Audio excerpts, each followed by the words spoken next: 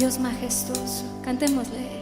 Dios majestuoso en las alturas, poder, honra y gloria a ti. Yo quiero aprovechar el tiempo en esta mañana. Yo creo que ya es una norma, mi garganta y mis alergias en esta mañana no están muy disponibles, pero sabemos que Dios es poderoso para darnos la garganta, abrir mis fosas nasales para poder predicar. Así que me disculpan, ¿verdad? Si me escuchan ahí un poco afónico y con la nariz ahí batallando, pero estamos contentos, hermanos. Simplemente ayer tuvimos un día de trabajo de construcción y algunos hermanos estaban lijando, barriendo y todo ese polvo parece que lo absorbimos en el día de ayer, pero las alergias no afectan nuestro ánimo. Así que nada más le pido disculpas y voy a estar corrigiendo mi garganta, limpiando mi garganta y respirando un poquito forzosamente. Nada más discúlpeme, téngame paciencia. En el cielo el Señor me dará nariz nueva, pulmones nuevos, garganta nueva. ¿Qué les parece, mis amados? Ya en buen ánimo, vamos a entrar a lo que es la palabra de esta mañana. Yo quiero continuar en la serie que hemos estado compartiendo. Ya quedó claro de que el sonido está bien, la señal está bien, así que vamos a la palabra. Vamos al libro de Romanos 7. Acompáñenme al libro de Romanos 7, por favor.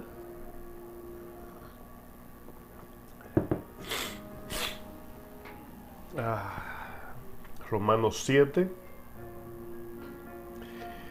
Vamos a estar hablando dentro de la serie La Voluntad. En esta mañana tenemos un buen tema. Se va a titular El poder de la voluntad. El poder de la voluntad. Ahora, cuando pensaba en este tema, estaba buscando hasta otros medios o otro tipo de tema para titular esta enseñanza de hoy.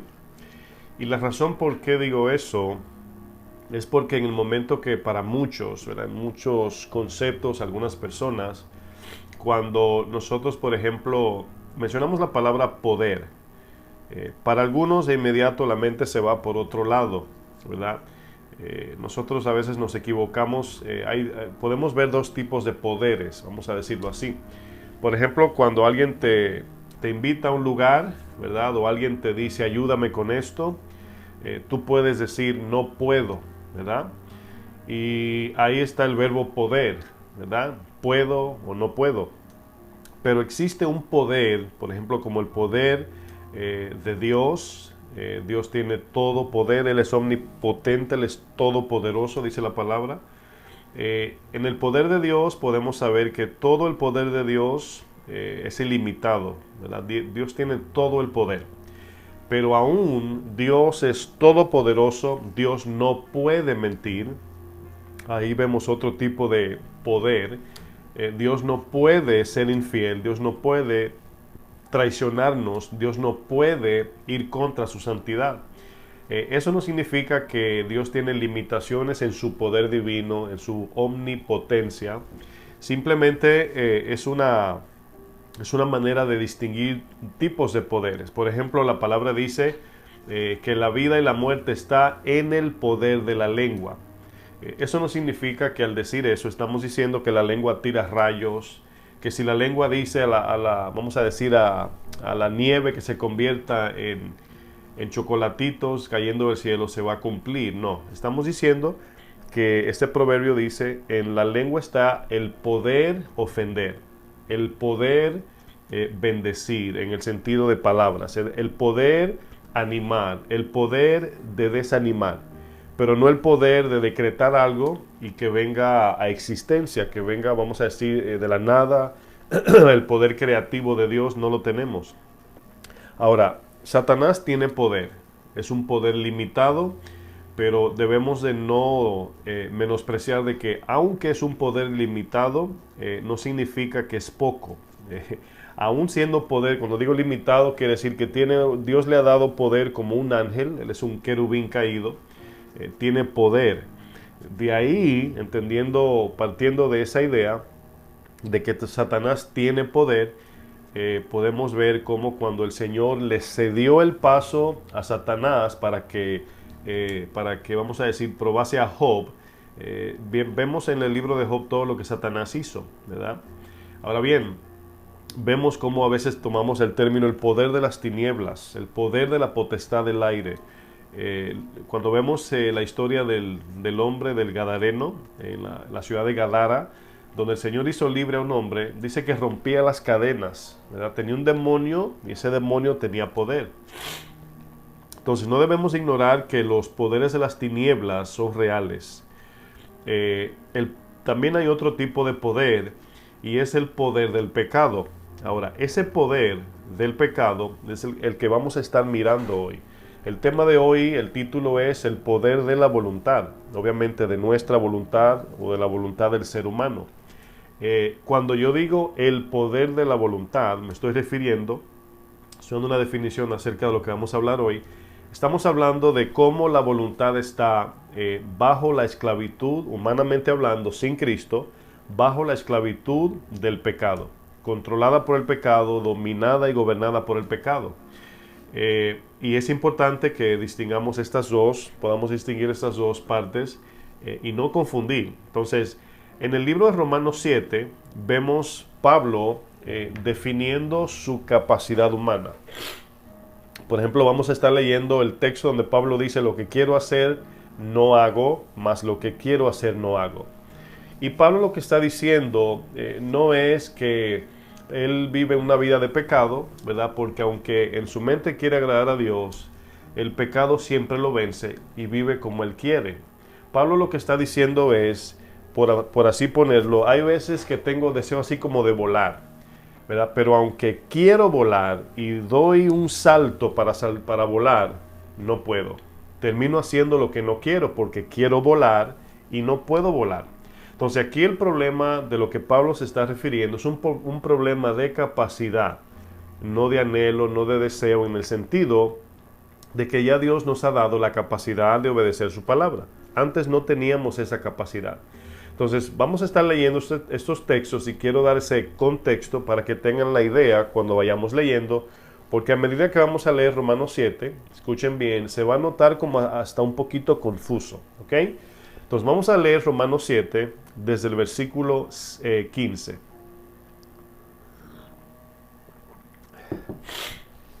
Fíjense cómo dice Romanos aquí hablando Pablo.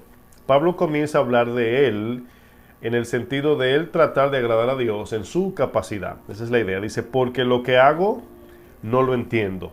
Dice, pues no hago lo que quiero, sino lo que aborrezco, eso hago. Luego dice, y si lo que no quiero, esto hago, es decir, al yo querer hacer las cosas bien y me salen mal, fíjense lo que dice, apruebo que la ley es buena. ¿Por qué aprueba que la ley es buena? Porque la ley obviamente es, la ley es la que evidencia nuestra condición real. Es la ley que dice que nadie puede cumplirla de manera perfecta, somos incapaces, etc. Dice luego el texto, verso 17, de manera que ya no soy yo quien hace aquello. Aquí Pablo tampoco está quitándose o echando a un lado lo que es su responsabilidad como, vamos a decir, como persona, como hombre delante de Dios. Él no está diciendo, Señor, es que no soy yo que lo hago, ¿verdad? Porque dice el texto, ya no soy yo que lo hago. Ahora, quiero explicar lo que significa cuando Pablo dice, ya no soy yo que lo hago. Cuando Pablo dice ya no soy yo, se está refiriendo al deseo de él en su capacidad querer perfectamente agradar a Dios. Entonces cuando él dice ya no soy yo, está diciendo el pecado me domina. Es como una persona, fíjense, es como un esclavo que está encadenado en una cárcel y el anhelo de ese esclavo es salir de la cárcel. Entonces cuando él se queda en esa cárcel, él dice, es que no soy yo que quiero quedarme, es que estoy encadenado. Entonces por eso es que el evangelio viene en forma de rescate. Pero una vez las personas rechazan el evangelio, han decidido quedarse en esclavitud. Entonces es importante porque las definiciones que Pablo está diciendo a muchos parece como que le está dando permiso para vivir como quieren, según su vida cristiana. Dice el texto más adelante. Dice, voy a retomar el 17. De manera que ya no soy yo quien hace aquello, sino el pecado que mora en mí. Ahora, Dios no va a juzgar al pecado, Él va a juzgar el pecado en nosotros, es decir, a las personas. Y luego dice el 18, y yo sé que en mí, esto es en mi carne, entiéndase, humanidad o capacidad humana o condición humana, dice, no mora el bien. Ahora quiero que pongan allí lo que Pablo acaba de decir. Ahora, antes de avanzar, vamos a analizar esto porque este texto lo vamos a explicar más adelante. Simplemente estoy limpiando confusiones, quitando de en medio dudas. Cuando Pablo dice el pecado que mora en mí es el que hace aquello, fíjense lo que dice el texto. Dice el 18, y yo sé que en mí, esto es en mi carne, en mi humanidad caída, mi corazón torcido, no mora el bien. Esta palabra no mora el bien, muchas veces confundimos de que un ser humano es capaz de hacer cualquier tipo de bien. Entonces, preguntaríamos valga la redundancia, esta pregunta. Si la palabra dice que en el ser humano no mora el bien, ¿por qué hay personas que hacen cosas buenas y cosas malas? Entonces aquí el punto que debemos de tomar en cuenta es que la Biblia, la palabra de Dios, la perspectiva de Dios hacia el hombre, en el momento que el hombre rompe la ley en una, dice Santiago 2.10, ha roto toda la ley de Dios. ¿Por qué? Porque la ley de Dios es perfecta. Hemos estudiado anteriormente, usado ejemplos. Hay lugares donde venden, vamos a decir un plato de cristal de lujo, ¿verdad? Que lo hizo fulano de tal, una persona, un artista de renombre. Y este plato, esta vasija, vamos a ponerlo así, de un cristal especial con tal diseño, vale $1.000.000. Pero en el momento que a esa vasija de cristal, a esa, vamos a decir, ese plato de cristal, que se conoce como algo sumamente caro, se rompe en una esquinita, se le quita un pedacito de su parte, en ese momento pierde el valor, porque ya está roto, pierde casi todo el valor, por así decir. La ley de Dios, la palabra de Dios, dice Salmo 19, es perfecta. La palabra dice que la palabra misma de Dios es perfecta. La palabra de Dios tenemos que cumplirla perfectamente. En el momento que rompemos 1, 2, 3 mandamientos de Dios, somos culpables de todos porque ya hemos arruinado la ley perfecta de Dios. Esa es la idea. Entonces, cuando la palabra mira el corazón del hombre y dice que el corazón es malo, o hombre o mujer, entiéndase la raza humana, no directamente está diciendo que el ser humano es incapaz de escoger algo bueno o de hacer algo bueno momentáneamente, eventualmente. No, lo que está diciendo es que en un mismo corazón habitan estas dos realidades. De que hay cositas buenas que tenemos, pero en condición real nuestro corazón es caído. Cuando, por ejemplo, muchos hacen un regalo y lo hacen con muy buena actitud, vamos a suponer, el corazón daña esa obra porque entonces espera algo vamos a decir, algo a cambio. Si no le dan las gracias, criticamos, decimos, mira lo que hice para esa persona y ni las gracias me dio. Es decir, el amor de Dios no es condicional, el amor de Dios es incondicional. Pero nosotros somos condicionales. Todo lo que hacemos tiene al final un fin egoísta. Y por eso la palabra dice, Pablo al final del 18, dice, yo sé que en mi carne no mora el bien, porque el querer el bien está en mí. Dice, pero no el hacerlo. Luego dice el texto, 19, porque no hago el bien que no quiero, sino el mal que no hago el bien que quiero, sino el mal que no quiero, eso hago.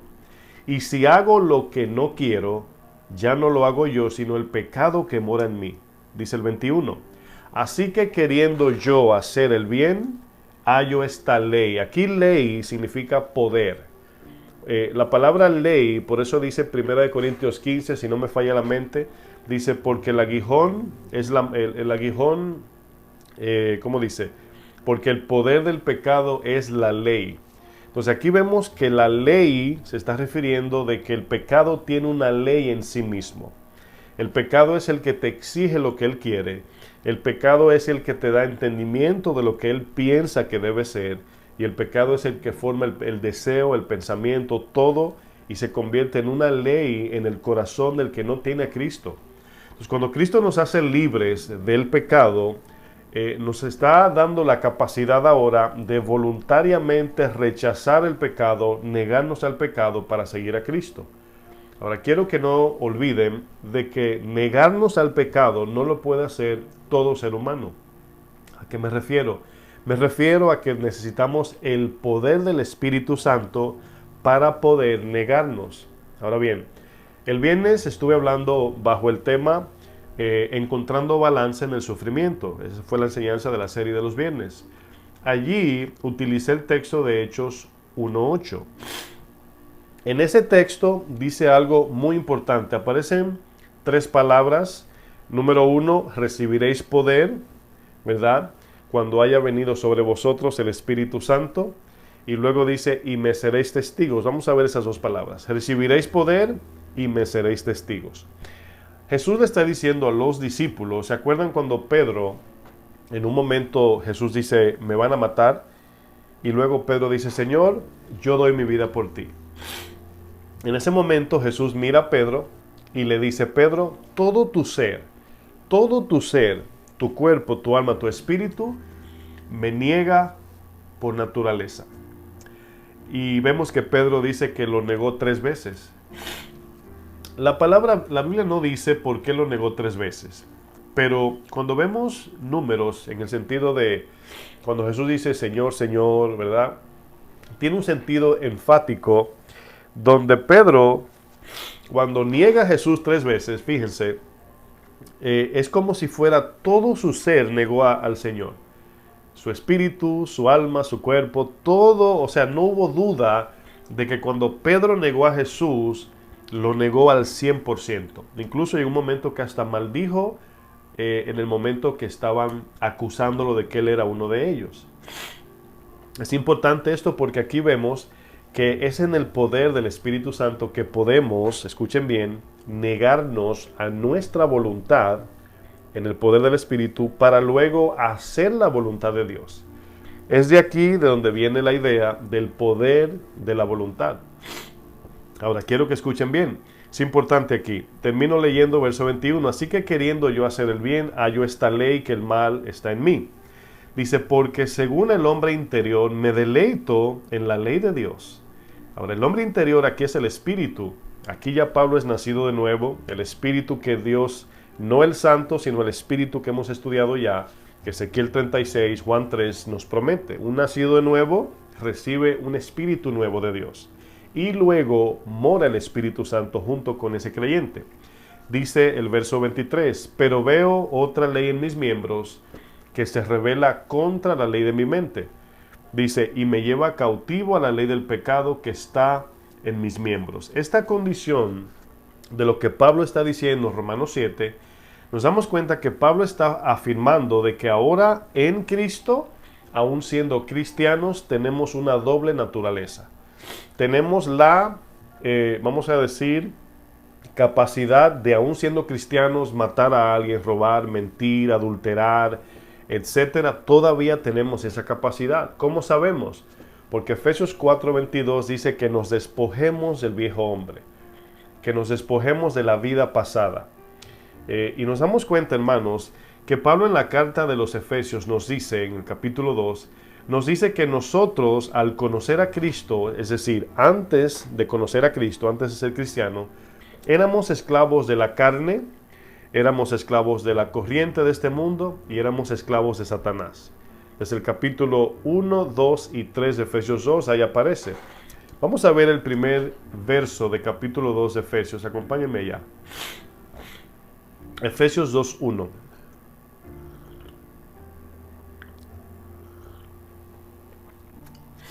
Efesios 2:1, fíjense lo que dice este texto, aquí hablando el mismo Pablo. Dice, y Él os dio vida. Esta palabra, cuando la Biblia dice que el Señor nos dio vida, más abajo de este texto dice que Él nos resucitó junto con Cristo. Esta resurrección inicial, escuchen bien, es el Espíritu que Dios nos ha dado, en minúscula, el Espíritu con E chica. Es nuestro espíritu que se comunica con el Espíritu Santo. Ahora nuestra comunión con Dios no es en la carne, no es en el alma, es en el espíritu. Dios se encuentra con nosotros en nuestro espíritu. Lo dice Romanos 8, que el Espíritu Santo da testimonio a nuestro espíritu que somos hijos de Dios. Ese verso nos afirma que la comunicación de Dios y el creyente es a través de nuestro espíritu en minúscula y el Espíritu Santo en mayúscula. Digo en minúscula, en mayúscula, cuando lean la Biblia van a ver que esta distinción. Ahora, ¿qué significa lo que este texto dice? Dice que Él nos dio vida a vosotros, dice el texto, cuando estábamos muertos en delito y en pecado. Delito es el acto, pecado es la condición. Somos pecadores, humanamente hablando. Entonces, el delito es lo que Adán hizo, ¿verdad? Un delito es cuando se rompe una ley, se rompe un mandamiento, se rompe un precepto. Dios le dice a Adán, Adán, no comas este árbol. Entonces, ¿cuál fue el delito? Adán desobedeció. Pero ¿qué sucedió como consecuencia? Adán cayó en pecado. Entonces, Adán cayó en pecado no solamente en el acto, sino también en la condición. Entonces nos damos cuenta que aquí la palabra muerte, ¿verdad? ¿Qué significa que estábamos muertos en delito y pecado? Hemos estudiado anteriormente que la palabra muerte significa separación. Significa separación.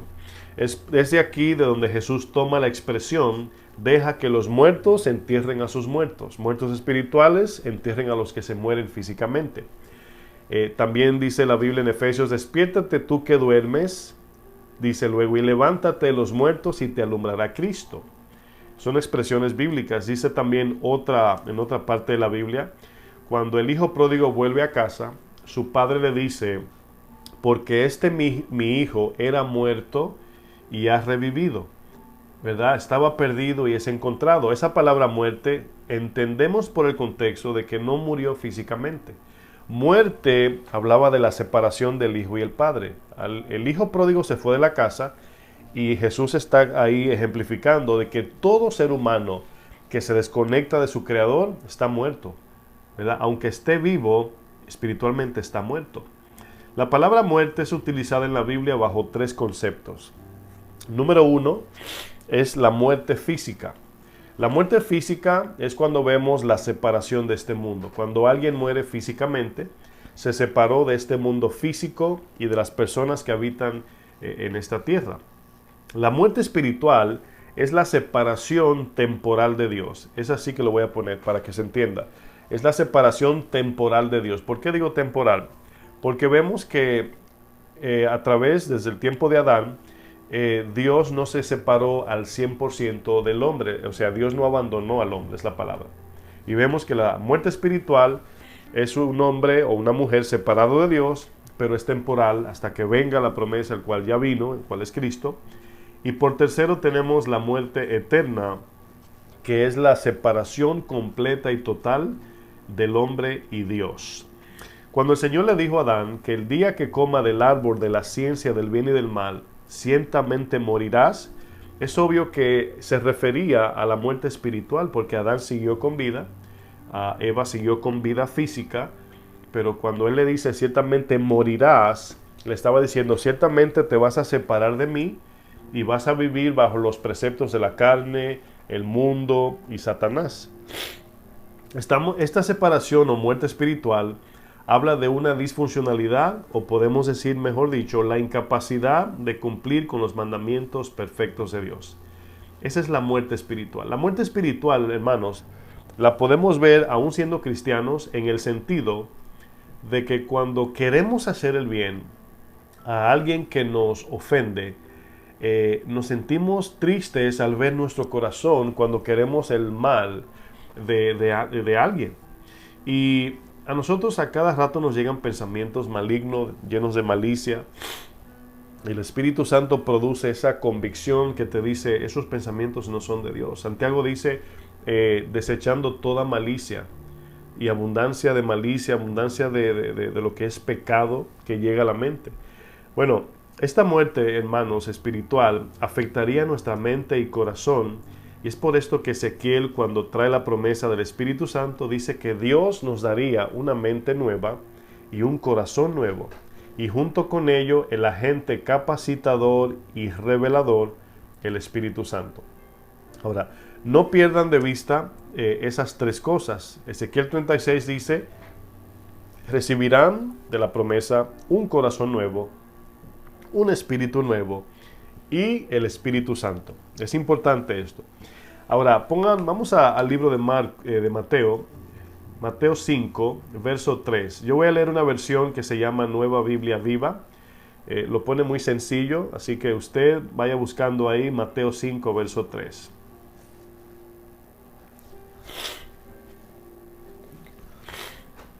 Mateo 5, verso 3.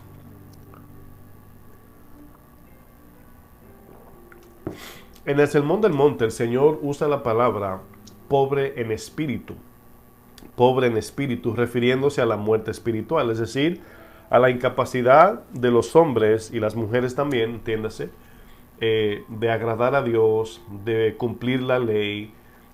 Y vemos aquí en Mateo 5:3, dice, dichosos los que reconocen, dice esta versión, su pobreza espiritual. La Reina Valera dice, bienaventurados los pobres en espíritu. Bueno, luego dice, porque de ellos es el reino de los cielos. Ahora bien, aquí nos damos cuenta que esta versión lo dice en la manera, vamos a decir, en la manera que debemos entender el texto. El Señor no está de ninguna manera, de ningún modo, separando dos grupos. A un lado los pobres en espíritu y al otro lado los ricos en espíritu. No, Jesús está evidenciando el corazón de todos, de toda la raza humana. Pero aquellos que reconocen que son pobres en espíritu serán bienaventurados porque recibirán el Espíritu Santo prometido en Ezequiel 36. Entonces, ¿por qué es bienaventurado el pobre en espíritu? No por ser pobre, sino porque al reconocerlo, Dios le dará corazón nuevo, espíritu nuevo y el Espíritu Santo. Cuando una persona nace de nuevo en Cristo, ha puesto su total confianza en Jesús y lo confiesa como su único Señor, Salvador, y su único medio de vida es la palabra de Dios, en ese momento esta persona es nacida de nuevo, al instante. ¿Cómo vino ese nacimiento? Bueno, vemos la concepción de la palabra. La palabra, ¿verdad?, es, por así decirlo, es concebida en el corazón, como dice la parábola del sembrador. Luego esa palabra, cuando nosotros la aceptamos y negamos nuestra voluntad, hay lo que se llama, en un sentido metafórico de lo que es el embarazo, de lo que es dar a luz a un bebé.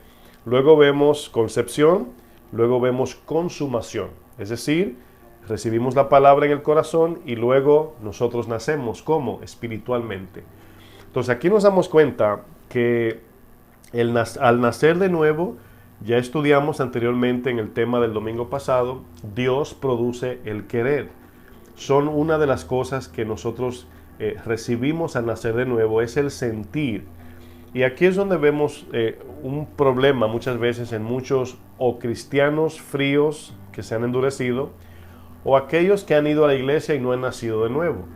Y es la falta de esa sensibilidad hacia el pecado, hacia buscar las cosas de Dios. Y si no crecemos, por eso dice Ezequiel también en esa promesa, dice, y les quitaré el corazón de piedra y les daré un corazón de carne. Es decir, metafóricamente hablando o figurativamente, quitaré ese corazón que no siente, que no le duele el pecado, que no le molesta la maldad, que no busca a Dios, no oye a Dios, no entiende a Dios. Y les daré un corazón sensible, un corazón que sienta dolor cuando ve el pecado, un corazón que sienta dolor cuando ve al pobre que no ha comido, un corazón que pueda discernir y sentir de manera sensible la voz del Espíritu Santo cuando el Espíritu nos redarguye, cuando nos habla, etc. Vamos al libro de Romanos 5, verso 12, ver otro ejemplo. Romanos 5, 12. Romanos 5, 12 es un versículo que nos enseña acerca de la muerte espiritual. Fíjense lo que dice Romanos 5, versículo 12. Dice, por tanto, como el pecado entró en el mundo, aquí el mundo es la creación de Dios, donde estaba Adán y Eva, los animales, plantas, etc. Dice, por un hombre y por el pecado la muerte, así la muerte pasó a todos los hombres, por cuanto todos pecaron. Entonces, nosotros heredamos la muerte espiritual y esa muerte espiritual produce pecado. Es decir, vamos a verlo de esta manera. toda persona nace, decimos, es la palabra pecador, pero la Biblia más se refiere que todos hemos heredado la muerte y condición de Adán. ¿Cuál es la condición de Adán? La condición de Adán es muerte espiritual. Entonces, cada persona que nace en este mundo nace como una persona incapacitada, inhabilitada, disfuncional para cumplir los mandamientos de Dios. Entonces, ¿qué sucede? Que a esa persona, obviamente, le llega el mensaje de la salvación con el fin de que esa persona decida de manera voluntaria o vivir como un muerto espiritual o aceptar la redención en Cristo y tener nuevamente, podemos decir, ¿verdad?, la capacidad de vivir conforme a los planes, propósitos de Dios eternos. Bueno, la consecuencia de la muerte espiritual produjo en la humanidad disfuncionalidad de la justicia, de la santidad y el amor de Dios.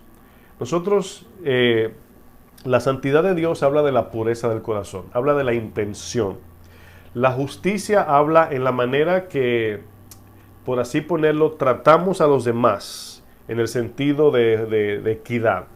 Y el amor es en la manera que acogemos a las personas, en la manera que vemos a las personas y en la manera que estamos dispuestos a dar la vida por las personas. Entonces, la santidad habla de la intención del corazón. ¿Con qué fin, intención, hacemos lo que hacemos? La pureza del corazón. La justicia nos ayuda a discernir, a tratar al prójimo de manera equitativa, no ser más favorable con este que con aquel, etcétera, etcétera. Y el amor nos ayuda en el sentido de nosotros darlo todo incondicionalmente con el fin de bendecir sin esperar nada a cambio. Todos nacemos siendo egoístas. Si usted no me cree y usted es un poco sensible a este tema, nada más si usted tiene 2 hijos o su hijo tiene un amiguito y tiene 1 o 2 años, nada más mire cuando usted ponga dulces en la mesa, ¿verdad? Y sí, uno que otro de repente coge uno y reparte, tienen sus virtudes algunos, pero en general usted ve que se están peleando por los dulces. Están allí uno que el otro, no, que este es mío, y algunos lo quieren todo. Pero esa es la condición natural del niño. Así nacemos con un imán de atraer todo hacia mí. Ese imán, me refiero al corazón, ¿verdad?, en sentido figurado, es que todo lo vemos con el lente de qué hay para mí, en qué me beneficia eso a mí, cómo puedo sacar provecho de esto. Pero una vez el amor de Dios llena nuestro corazón, ¿verdad? Muchos dicen que han usado el dicho que el corazón tiene un hueco tan grande y tan profundo que nada más Dios lo puede llenar. Pero una vez Cristo entra en nosotros, ya las cosas creadas vienen a pasar en segundo término. Entonces ya si tenemos que ser generosos, bueno, ya no damos por egoísmo, ¿verdad? Porque muchos dicen, no, hay que ser generoso para que Dios te bendiga. Y como bien la palabra dice, si podemos ser generosos, es porque Dios ya nos bendijo. Nosotros le amamos porque Él nos amó primero. Entonces muchas veces cuando algunos dan, ¿verdad?, con esa actitud de tengo que dar, ¿verdad?, no por gratitud de lo que pasó en la cruz y el amor del evangelio para que esa ofrenda o lo que sea que yo le dé a Dios sea para otros. No, yo doy para que Dios me bendiga. No, a mí me ha ido bien en el trabajo es porque yo he sido fiel con mi ofrenda. ¿Y qué estamos diciendo? Que como yo he cumplido perfectamente el mandamiento de ofrendar, nunca me ha faltado nada.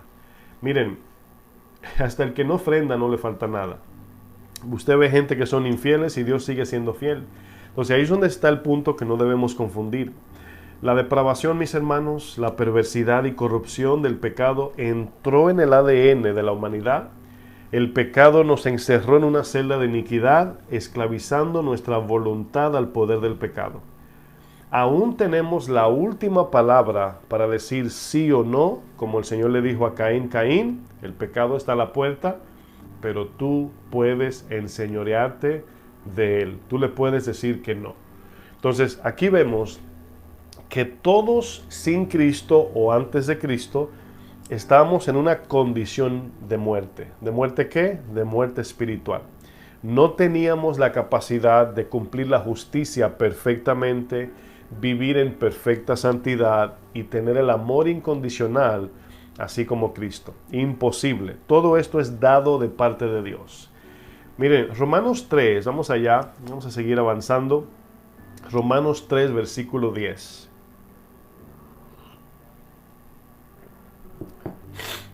Romanos 3, verso 10. Miren, cuando hablamos con personas que no, muchas personas no creen que son malas o que no tienen maldad en su corazón, es increíble. Yo siempre digo que, o he compartido que mi esposa y yo vemos un documental de, de crímenes que se cometen o injusticias y cómo la policía, cómo la justicia es aplicada. Y mi esposa y yo nos miramos la cara cuando vemos que si alguien, ¿verdad?, mató a algún familiar y luego vemos el odio de esa persona para perdonar al otro. Y vemos dos problemas. Porque muchas veces podemos decir, cuando miraron a Barrabás, ¿verdad?, dijeron, no, eso es un criminal asesino. Pero Dios también mira en la manera que miramos a ese asesino. Porque el Señor murió por el malhechor en la cruz. Entonces, cuando vemos ese tipo de cosas, no estamos diciendo que no es difícil, que no es duro, es duro. Pero como cristianos nacidos de nuevo, tenemos que perdonar esos 100 denarios que nos quitaron, porque el Señor nos ha perdonado 60 millones de denarios. Es una numeración figurativa de Mateo 18.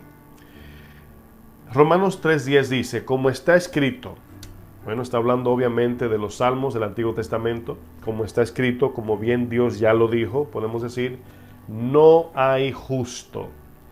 Lean conmigo, no hay justo. Y luego dice, ni aún uno. Esto siempre me acuerda la historia del joven rico que viene a Jesús, le dice, maestro bueno, ¿qué debo hacer para heredar la vida eterna? Y Jesús le dice, ¿por qué me llamas bueno? Porque solamente hay un bueno y está en los cielos, es Dios. Entonces el Señor estaba como casi preguntándole, ¿me dijiste bueno porque sabes que soy Dios? ¿O porque viste que he hecho algunos milagros aquí y allí? ¿Por qué me llamas bueno? Bueno, ahí la idea es que la bondad que el joven rico vio en Jesús, el tipo de bondad, vamos a ponerlo así, fue una bondad divina, una bondad que no solamente la percibimos con los ojos, sino también con el corazón. Lo que Jesús era, lo que Él hacía, lo que Él hablaba, al que abría el corazón, no solamente impactaba sus sentidos externos, sino que impactaba también el corazón, el alma interna, brincaba, porque así como se pegó Jesús de la barriguita de Elizabeth mientras estaba en el vientre de María, dice que saltó de alegría y fue lleno del Espíritu, porque la presencia de Dios, mis hermanos, causa esto, así como la transfiguración, como el árbol, la zarza ardiente. El joven rico ve a Jesús, dice, maestro bueno. Él no le dijo bueno porque hizo un bien un día, sino porque el joven rico veía la bondad de Dios en Jesús. Y Jesús le dice, ¿por qué me llamas bueno? Nada más hay un solo bueno. ¿Qué está haciendo Jesús con la misma referencia? Le está diciendo, si me dices bueno es porque viste que soy Dios y ya creíste y te diste cuenta que todos están bajo condenación, no importa quiénes sean, porque ya dijo un solo bueno. ¿Qué va a pasar con el resto de la creación? Si no se arrepienten, condenación eterna. Y este es el mensaje que choca. Dice el versículo de Romanos 3:11, voy a leer el 11. Dice, no hay quien entienda, número 1. Número 2, no hay quien busque a Dios. Número 3, verso 12, dice, todos se desviaron, a una se hicieron inútiles. Número 3, no hay quien haga lo bueno. Y luego termina para enfatizar con sello seco, no hay ni siquiera uno. Ahora, aquí hay tres cosas que el texto identifica. Y me llama la atención porque se conecta con Ezequiel 36, cuando el Señor promete, miren, si usted dice en un hospital, usted le dice, no, mira, le van a dar una pierna nueva. Bueno, usted obviamente deduce que le falta una pierna. No, mira, le van a dar un riñón, es porque le falta un riñón. Si nos van a dar mente nueva, corazón nueva y el Espíritu Santo, es porque nos faltan exactamente lo que Romanos 3 dice. Nos falta mente nueva, corazón nuevo, y nos falta tener la capacidad para poder cumplir con los propósitos de Dios. Por eso vemos que primero dice, no hay quien entienda. No tenemos la mente de Cristo sin Cristo. Necesitamos del Redentor que nos dé mente nueva. El Espíritu es ese. Luego dice, no hay quien busque. Necesitamos un corazón nuevo, un corazón que busque a Dios. Y por tercero dice, no hay quien haga lo bueno. Necesitamos la capacidad de hacer lo bueno. Ahí está el Espíritu Santo. Y por eso Ezequiel dice, les daré corazón nuevo para que busquen a Dios. Por eso dice Jeremías, si me buscaréis y me hallaréis, porque me buscaréis de todo vuestro corazón. Y luego dice, mente nueva, corazón nuevo, ahí está, mente y corazón. Y luego, y mi Espíritu Santo para que tengan la habilidad, la capacidad, el dunamis espiritual para poder hacer mi voluntad. Dice este texto claramente que no hay ni siquiera uno justo ante Dios, ni un solo, solamente Jesús. Una de las ataduras más peligrosas del pecado que podemos encontrar, hermanos, es que nos hace creer que estamos bien ante Dios. Ese es el engaño mayor del pecado. El pecado es de esta manera, miren, no menosprecie esto. El pecado te dice, mata a esa persona. En uno de esos documentales que estábamos viendo mi esposa y yo, fíjense esta idea. Una pareja, ¿verdad?, te presenta la cara de los dos. Y si yo les envío esa foto, usted diría, ¿qué usted piensa de esta pareja? Y usted dice, bueno, tienen cara de que se aman, de que son gente decente, son gente que se ven profesionalmente preparados, no tienen cara de que tienen problemas psicológicos, ni neurológicos, ni biológicos, nada. Y usted ve la foto, mi esposa ya, como ya vemos el programa, le miramos la cara a la gente y decimos, vamos a ver qué va a salir de aquí. Porque es una caja de sorpresa en nuestro corazón. Y esta pareja joven se casa, ¿verdad? Uno se casa con el otro. Y este hombre, ¿verdad?, que tenía carita de angelito, se casa con ella y de inmediato, ¿verdad?, aparece en la historia, en la narración de la historia, que querían tener un buen futuro, que querían tener hijos. Él decía que la amaba. Pero de repente se desaparece la muchacha. Nadie la encuentra, ni FBI, ni nadie. No se encuentra la muchacha. Desaparecida. Pues resulta que cuando lo interrogan a él, el muchacho estaba llorando en llantos. No, yo quería a mi esposa, ¿dónde fuiste? Y él mismo dice, mi amor, ¿dónde estás? Vuelve a casa. Pues termina el documental termina, la escena, para concluir, donde este hombre había sacado 2 pólizas de seguros de vida de $700,000 y $900,000. Y usted sabe que si usted saca una póliza de mucho dinero, significa que tiene que pagar mucho dinero. Este muchacho vendía creo que era así como vendiendo en un retailer, como un Walmart, un cajero, por así decir. Y resulta que, para concluir, este hombre contrató a 2 muchachos, que estos 2 muchachos no eran asesinos, solamente necesitaban dinero para iniciar un negocio, y entraron en acuerdo para matar a esta muchacha para que el esposo se quede con el seguro y aquellos iban a recibir $60,000 para abrirse un negocio. Hermanos, eso de manera planificada, con alevosía, con premeditación y con ventaja, lo hace un ser humano.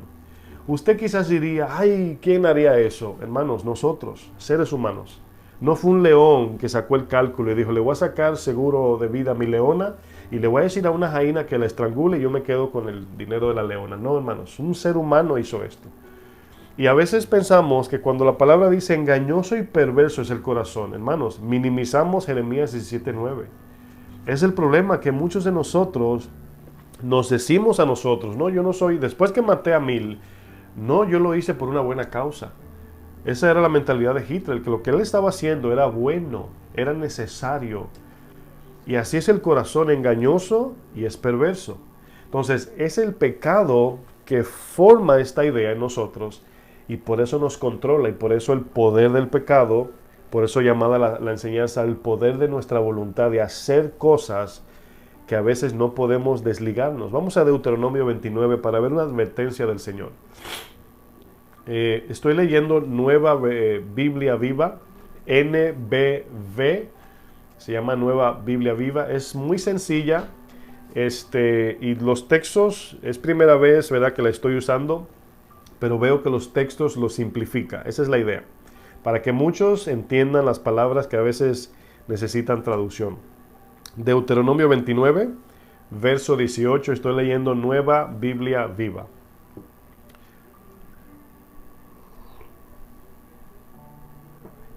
Fíjense esta advertencia de parte del Señor en el Antiguo Testamento, claro, pero fíjense la actitud de Dios.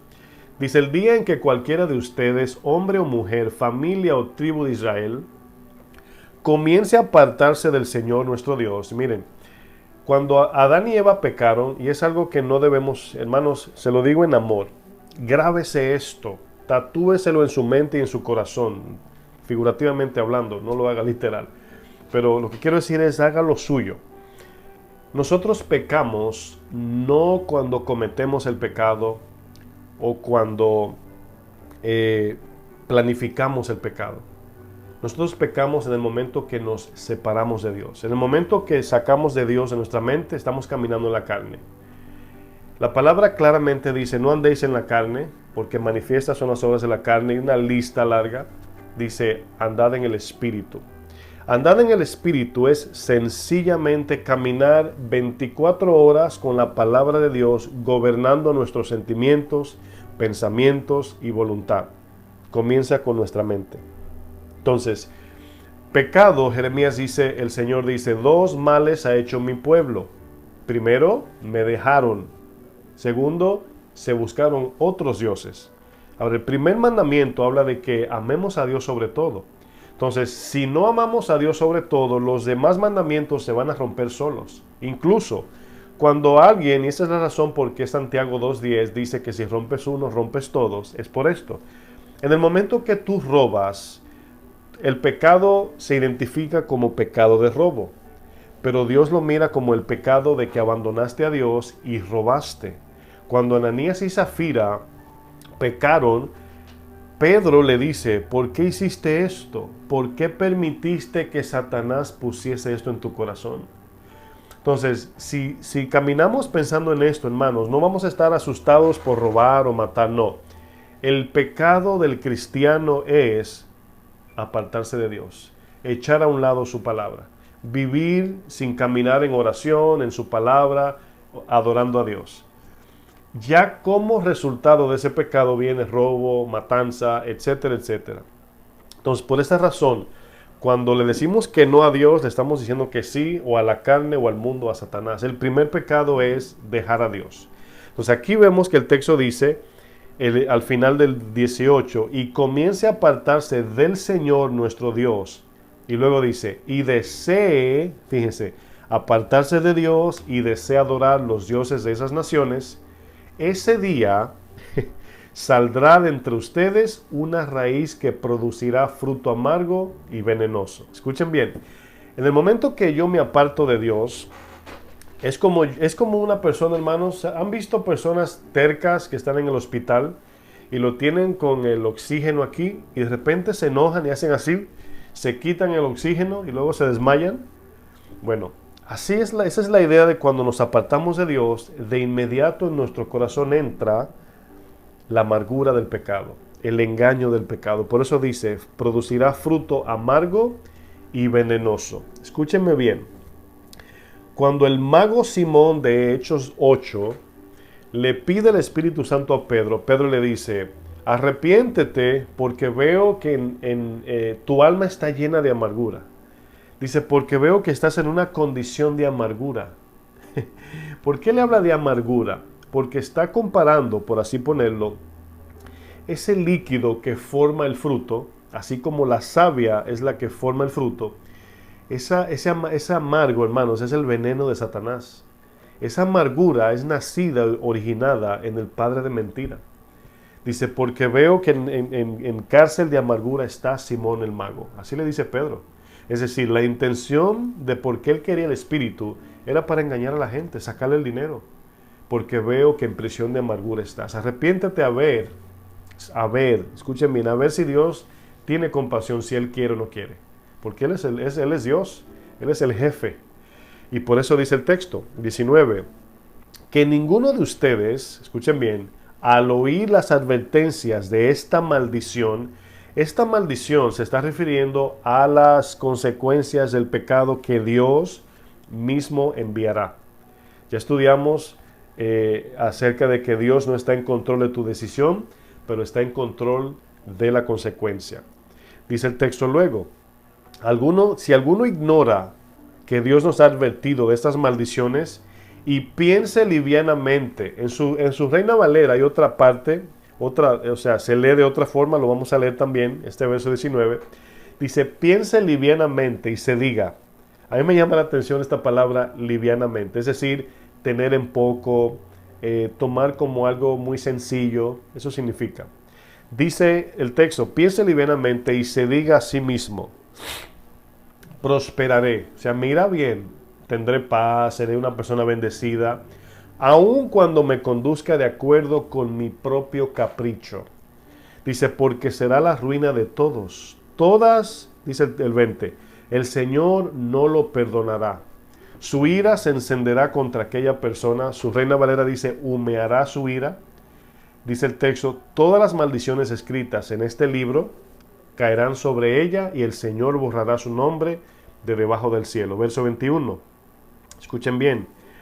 El Señor cortará a ese hombre, es decir, al que hizo esto, al que dijo, no, yo estoy bien, ¿verdad? Yo estoy tranquilo o tranquila, de entre todas las tribus de Israel y derramará sobre él todas las maldiciones que están escritas en este libro y caerán sobre él, dice, y caerán sobre los que rompan este pacto.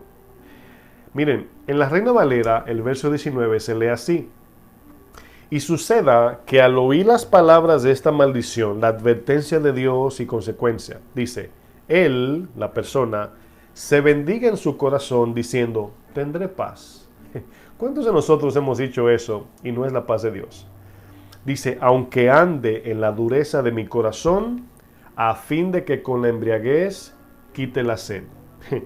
¿La embriaguez de qué? Miren, esa parte de Reina Valera habla de que cuando buscamos esos dioses ajenos, pueden ser, hoy son el dinero, la fama, el mundo, etc. Es decir, si tengo esto, mi alma no tendrá necesidad. Me sentiré lleno, cumplido, contento, alegre, en paz, etc. Por eso dice, a fin de que con la embriaguez me llene de eso que yo estoy adorando como Dios pagano o como idolatría, me quitará la sed de mi alma. Eso es lo que está diciendo el que se bendice en su corazón. Hermanos, horrenda cosa es caer en una posición obstinada contra Dios de hacer un autoexamen en nuestro propio corazón sin tomar en cuenta la palabra de Dios como el espejo exacto para ver nuestra condición real y nuestra incapacidad ante Dios. Es decir, cuando algunos sin mirar lo que dice la Biblia dice, yo creo, yo pienso, no, yo creo que estoy bien porque yo creo que estoy bien. No, yo soy salvo, yo voy camino al cielo, ¿verdad? Yo seguro que estoy en Cristo. Y no hace un examen, hermanos. Es como que yo recuerdo ayer uno de los hermanos trabajando. Le digo, hermano, tiene un poco de pláster ahí. Sí sabía, me dice, sí, estoy esperando que se seque para luego, para no embarrarme la cara. Pero fíjense, cuando tenemos una mancha en la cara o tenemos algo, o sea, a menos que lo hagamos así, no nos damos cuenta sin un espejo.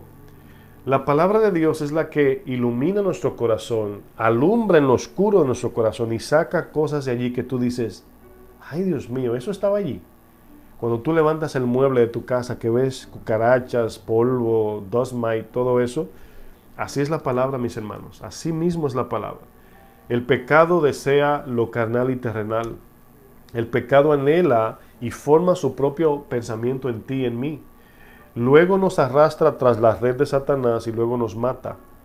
Bueno, el pecado tiene un poder sobre nuestra voluntad si no nos sometemos a Cristo. Si no rendimos nuestra voluntad al Señor, el pecado tiene poder de controlarnos. Muchos de nosotros, hermanos, menospreciamos, o mejor dicho, subestimamos el poder de la voluntad. Aquí la pregunta que podemos hacer después de haber visto todo esto, ¿quién está en control de tu vida? ¿La carne, el mundo, Satanás o Cristo? Ahora, si te das cuenta, hay 4 voluntades, por así decir. Pero tú y yo decidimos a quién rendimos esa voluntad. Esa voluntad, que es algo preciado, precioso, dado por Dios, de parte de Dios, nosotros decidimos a quién nos esclavizamos. Si soy libre de esto, soy esclavo de aquello. Entonces, voluntariamente nos hacemos esclavos del Señor, esclavos, siervos, para ser libres de la carne, el pecado y el mundo. Si yo no soy esclavo o siervo del Señor, entonces soy esclavo de la carne, del mundo y de Satanás. Santiago 1, vamos sobre el final. Santiago 1. Vamos a Santiago 1 bien rapidito, a ver si nos alcanza el tiempo. Santiago 1, hermanos, verso 12. Dice, bienaventurado, bienaventurado el varón, la mujer, el hombre, la mujer, cualquier ser humano, que soporta la tentación. La palabra soportar significa decidir, no ceder. Decidir, no ceder. Miren, una vez también recuerdo una película de, era un esclavo y lo tenían con algo agarrado. Y la película se llama, creo que Invencible, algo así. Si no o Irrompible, Inquebrantable, creo que se llama. Y era en un campo de concentración en Japón. Estaban esclavizados por los soldados de Japón. Y este esclavo le dieron un castigo de levantar algo muy pesado y que se quedara así.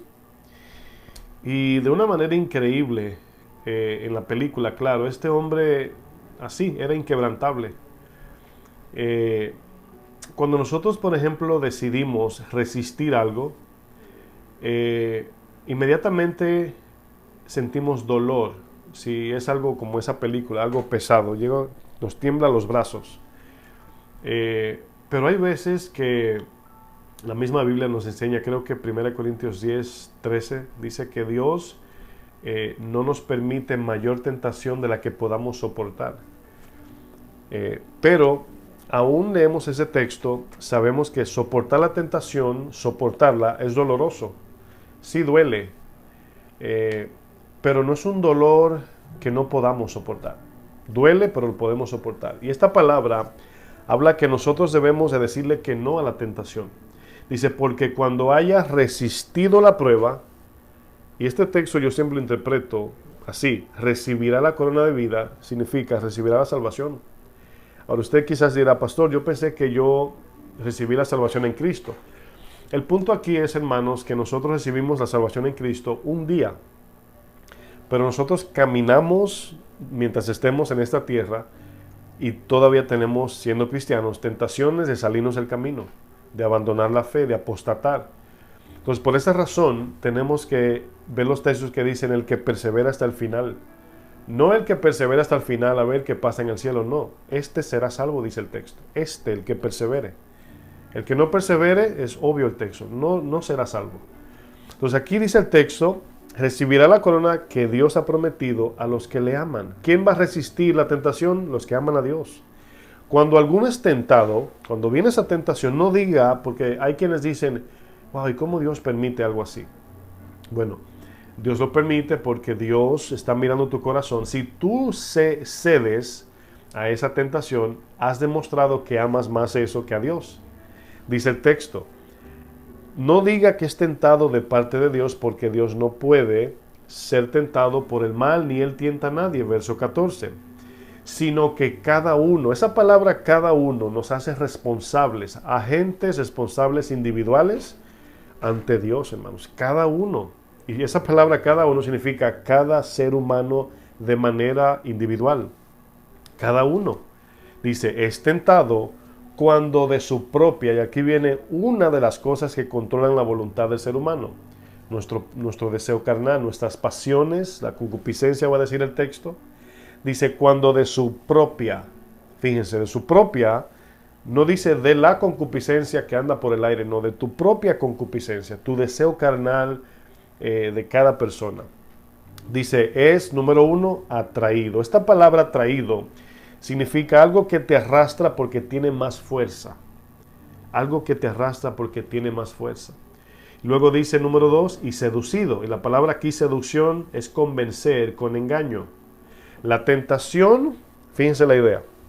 Esta es la idea. La tentación llega pero llega como una conversación, una información, una oferta.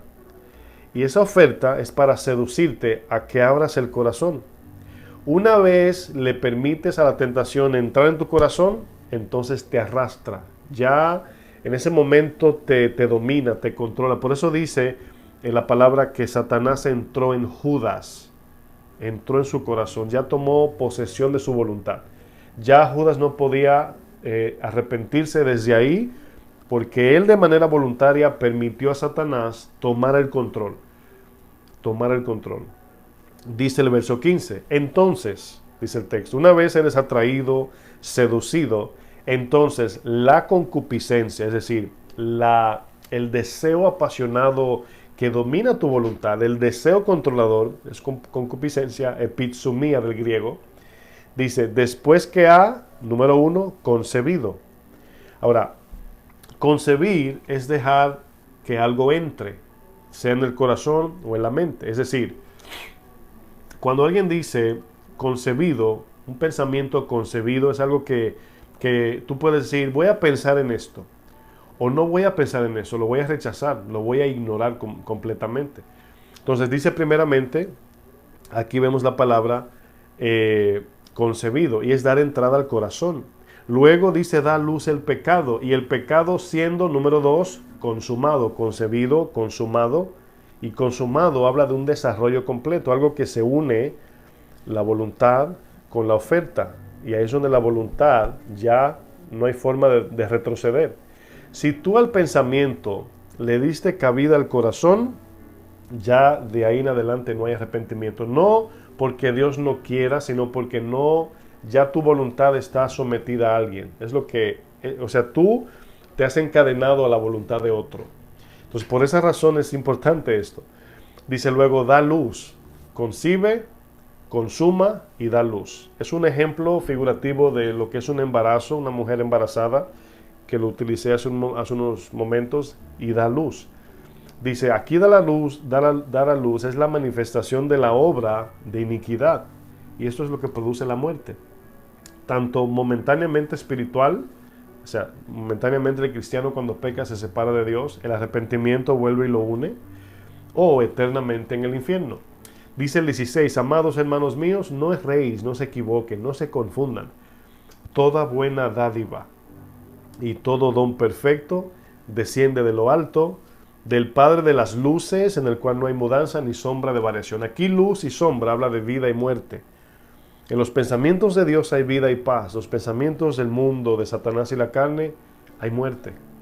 Entonces aquí nos damos cuenta, la tentación viene en forma de bendición, en forma de algo que según el criterio humano es lo que necesitamos. Pero por esa razón, hermanos, Santiago dice que la tentación es una simple oferta externa que viene a nosotros disfrazado de bendición. Luego que permitimos la tentación, suceden estas tres cosas: la concepción, la consumación y luego el nacimiento. La tentación se origina en Satanás, mis hermanos. Efesios 2.1 dice que estamos muertos en delito, nuestras acciones, y pecado, nuestra condición. Luego Efesios 2.2 dice que éramos arrastrados, es decir, controlados y gobernados por la corriente de este mundo. Efesios 2.3 dice que vivíamos en otro tiempo en los deseos de la carne, en la voluntad de la carne y en los pensamientos de la carne. Y éramos por naturaleza hijos de ira, estábamos bajo condenación. Había un decreto contra nosotros que nos condenaba, valga la redundancia, nos llevaba al infierno. Pensamientos, deseos, voluntad de la carne, dice Efesios 2.3. Concluimos, hermanos, que todo ser humano sin Cristo vive bajo el poder controlador del pecado. La religión no hace libre a ningún ser humano. Pablo era religioso y reconoce que sus obras, virtudes o capacidades como fariseo no les permitía desatar las ligaduras de Satanás, mucho menos las ataduras del poder del pecado. Romanos 7:15, mis hermanos, claramente Pablo está hablando de que él no puede hacer lo que quiere, en el sentido de que en su mente él tiene la palabra de Dios, y cuando él intenta cumplirla sin la capacidad que Dios da, sin la ayuda de Cristo, dice, termina siendo lo contrario. Esto nos enseña que debemos de vivir siempre, absolutamente siempre, conectados a Cristo como la vid verdadera. El que en mí permanece lleva mucho fruto. El que en mí no permanece será cortado, secado y echado en el fuego. Romanos 8.1, que es la continuación de Romanos 7.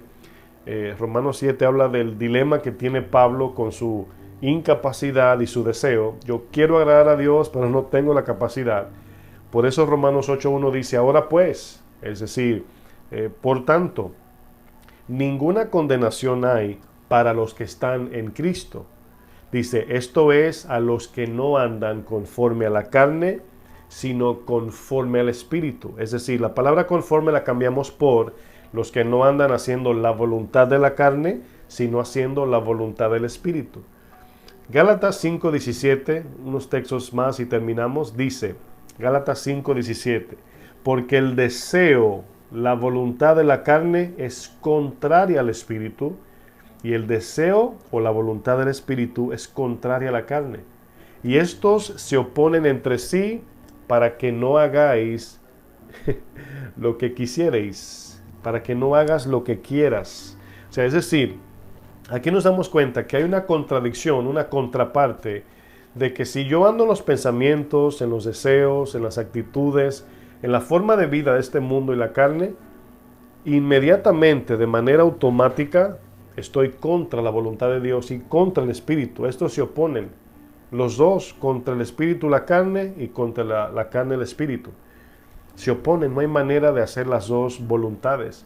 Entonces, entendemos que Romanos nos ayuda con un texto, Romanos 8.13 dice, si vivís en la carne moriréis, mas, yo lo voy a decir así, usted luego lo lee, Romanos 8.13, si por el poder del Espíritu hacen morir los deseos, la voluntad y los pensamientos de la carne, viviréis.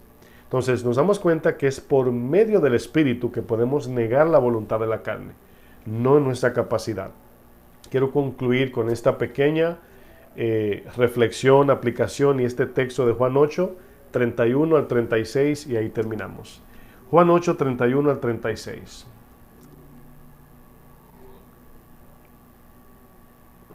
Juan 8, del 31, vamos a leer hasta el 36.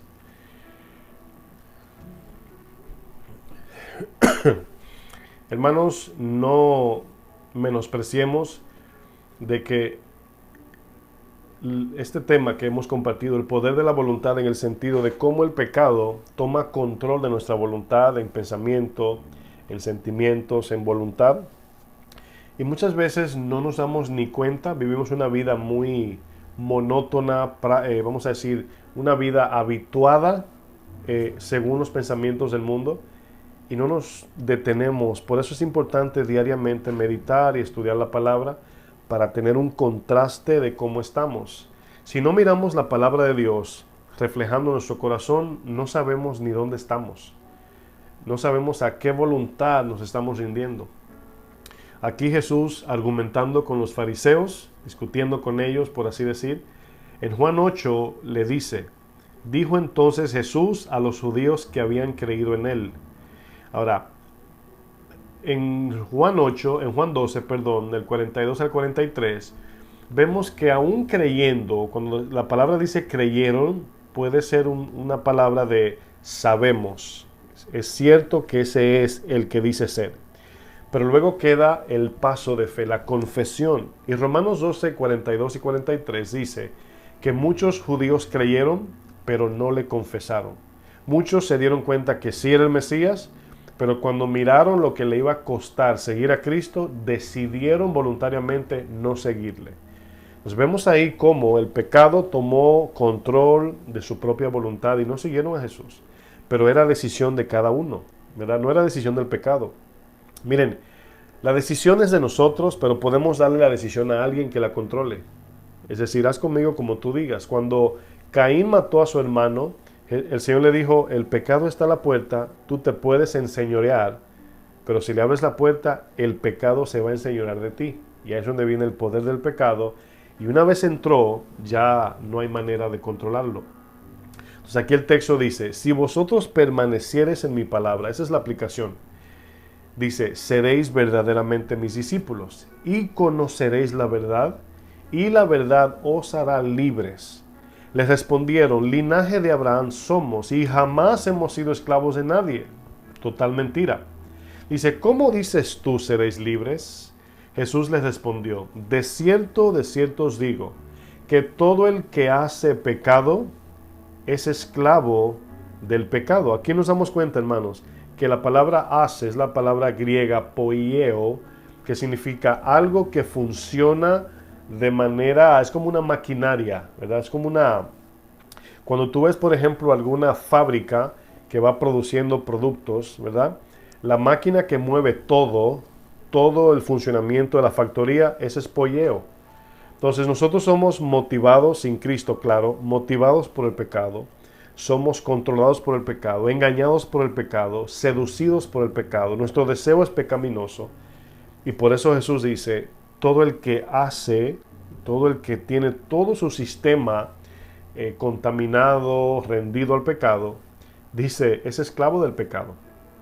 Dice, y el esclavo no queda en la casa para siempre. Dice, el Hijo sí queda para siempre. Así que si el Hijo os libertare, seréis verdaderamente libres. Aquí la idea, mis hermanos, es que la palabra de Dios nos dice que si nosotros de manera voluntaria entregamos nuestra voluntad a la palabra de Dios, entonces seremos libres. De lo contrario, viviremos bajo el poder de la voluntad del pecado y no podremos ser libres a menos que Cristo venga y luego reconozcamos y le demos la voluntad y cedamos al Evangelio para que Él entre en nosotros. Y una vez Cristo entra, el pecado automáticamente y el espíritu inmundo, por así ponerlo, sale. Oramos. Padre, gracias, Señor, por permitirme terminar la enseñanza a pesar de mi garganta. Gracias, Señor, porque llegó el mensaje, es lo importante. Gracias por mis hermanos que están sintonizados en esta enseñanza. Bendice, Padre, a cada uno de los que van a escuchar este mensaje. Cambia sus vidas a través de tu Espíritu, especialmente aquellos que abren su corazón y tienen hambre y sed de tu palabra, Señor. Bendice, Señor, a cada hermano, mi buen Dios, que quiere poner en práctica esta palabra, quiere abrazar este mensaje que hemos compartido. Yo sé que tu gracia será suficiente. Nada más tenemos nosotros que confiar en ti, Señor. Ceder es la palabra, permitirte entrar. Y una vez te permitimos, tú eres nuestro gobernador y Señor, y vamos camino a la vida eterna. No importa que muramos físicamente, nuestra alma está anclada en la promesa eterna en Cristo, Señor. En el nombre de Jesús, Señor, te pedimos que aquellos que están batallando, luchando por caminar en tu voluntad, tú le des la fuerza, dale la sabiduría. Revélale, Señor, tu persona de manera individual a cada uno, Señor. Que no tengamos una convicción de conocimiento bíblico nada más, sino una convicción del conocimiento de tu persona, Señor. En el nombre de Jesús te pedimos todo esto, Padre. Gracias en el nombre de Jesús. Gracias, Señor. Y gracias a ustedes también, mis hermanos, por conectarse con nosotros. Espero que sigan orando por nosotros para que la palabra de Dios siga expandiéndose, para que Dios nos siga dando la gracia, las fuerzas, y seguimos adelante, mis hermanos. Que el Señor los bendiga. Tengan una bonita tarde y recuérdense, como siempre, compartan las enseñanzas. En el YouTube le dan like para que YouTube pueda seguir reproduciendo las predicaciones. Amén. Les amamos en Cristo, mi esposa y yo, los servidores de Casa de Oración, mi suegra también que está con nosotros, y esperamos vernos pronto congregados en un mismo lugar mediante la voluntad de Dios. Dios le bendiga, mis hermanos.